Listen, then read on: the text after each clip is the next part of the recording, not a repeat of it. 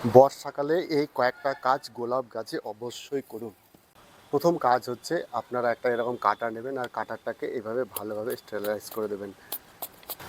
তারপর যতগুলো কুড়ি আছে এবং মোড়া ডালপালা আছে এগুলো সবগুলো কেটে দেবেন, কারণ এই সময় গোলাপ গাছে ফুল নিলে শীতকালে গোলাপ গাছ থেকে আমরা পর্যাপ্ত ফুল পাবো না। এরপর গাছের গোড়াতে যত রকম আগাছা আছে, মোড়া ডালপালা আছে, সেইগুলো সবগুলো রিমুভ করে দিন, কারণ এখান থেকেই এই গাছের ফাঙ্গাস লাগা শুরু হয়। এরপর গাছের কাটা অংশগুলোতে এরকম করে ফাঙ্গিসাইড অ্যাপ্লাই করুন। এতে গাছের ডাইব্যাকের সমস্যা দূর হবে। এরপর আমরা যেটা করব সেটা হচ্ছে গোবর সার। প্রথমে আমি 1 মুঠো এইখানে গোবর সার দিলাম।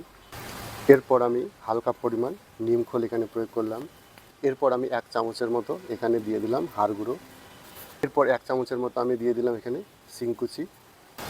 কিছুটা পরিমাণ হলুদের গুঁড়ো, যাতে গাছে কোনো রকম সমস্যা না হয়।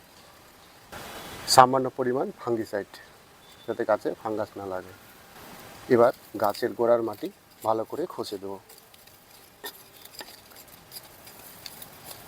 এরপর গাছের গোড়ায় আমরা জল দিয়ে দেব।